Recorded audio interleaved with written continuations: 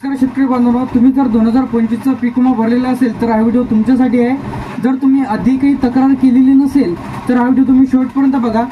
जर तुम्हाला राहिलेला पीक विमा आधी काही मिळालेला नसेल तर त्यामध्ये 2022 असेल, 23 असेल, 24 असेल, तर आता जे काही 2025 इथं सुरू आहे, तर आता ज्या ज्या शेतकऱ्यांनी इथं तक्रारी नोंदवल्या होत्या, बरेच शेतकऱ्यांची कमेंट्स आले की आम्हाला पीक विम्याचा आधी काही 1 रुपया मिळालेला नाही, तर पीक विमा तुमच्या खात्यामध्ये जमा झालेला आहे। तुम्हाला जर जमा झालेला नसेल पण दुसऱ्या शेतकऱ्यांच्या खात्यामध्ये जमा झालेला आहे, 100% लाईव्ह प्रूफ आपल्या चॅनलवरती आपण व्हिडिओ अपलोड केलेला आहे, तर लगेच पहा। तुम्ही जर आपल्या फ्युचर इन्फॉर्मेशन टेक यूट्यूब चॅनलवरती पहिल्यांदा आले असेल तर चॅनलला सबस्क्राईब करून ठेवा, तर अशाच प्रकारचे अपडेट्स आणि नवीन व्हिडिओज तुम्हाला बघायला मिळतील।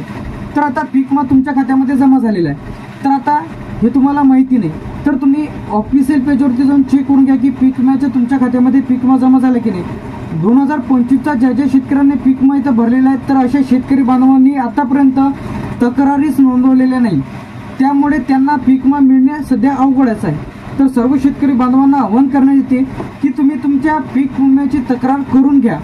तर आता जास्ती पाऊस सुद्धा झालेला आहे, कोणत्या कोणत्या गावी ढगफुटी झालेली आहे, त्यामुळे जे काही त्यामध्ये सोयाबीन असेल, तूर असेल, कापूस असेल, उडीद असेल, मूग असेल, जे काही तुम्ही खरीपमध्ये पिकाचा पीक विमा काढलेला आहे त्यामध्ये जास्ती प्रमाणामध्ये नुकसान झालेलं आहे।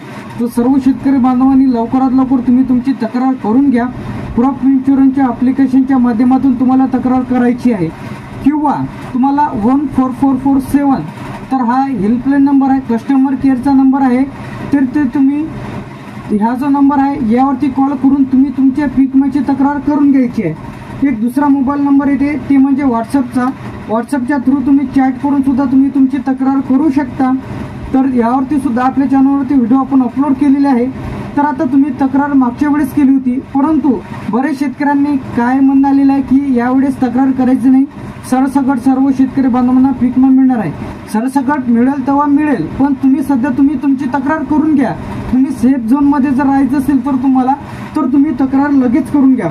तर व्हॉट्सअप नंबर जे आहे लिहून घ्या किंवा नोट करून घ्या, 706551 4447 हा नंबर आहे, 7065514447 तर हा व्हॉट्सअप नंबर आहे। तर याशी तुम्ही हाय सेंड केल्याच्या नंतर तुम्हाला पीक विम्या संदर्भात जी काही माहिती पाहिजे असेल ते तुम्हाला तिथून मिळून जाईल, किंवा 14447 तर या हेल्पलाईन नंबरला कॉल करून तुम्ही तुमच्या पीक विम्याची तक्रार करून जी काही राहिलेला पीक विमा आहे ते तुम्हाला मिळवता येणार आहे।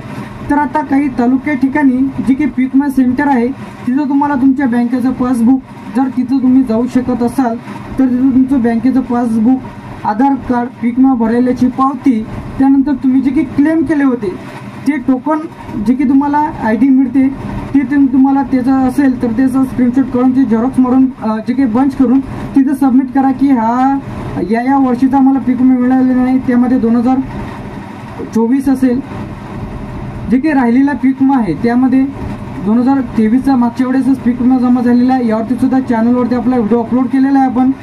त्यानंतर 2022चा सुद्धा जमा झालेला आहे, 23-24चा झालेला आहे, आता 25चा सुरू आहे।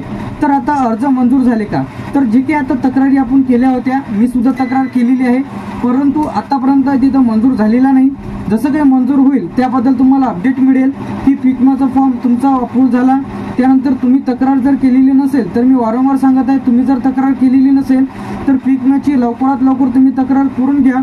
पीक विमा काढण्याच्या आत जी काही तुम्ही आता जी काही तक्रार करायची आता मंजूर आहे, तर सर्व शेतकरी बांधवांनी लवकरात लवकर तुम्ही तुमची तक्रार करून घ्या। ज्या ज्या शेतकऱ्यांनी 2025चा पीक विमा भरलेला असेल किंवा ज्या ज्या शेतकऱ्यांना पीक विमा मिळालेलाच नसेल, तर ज्यांनी पीक विमा भरलेला नसेल त्याचं काहीच कारण नाही।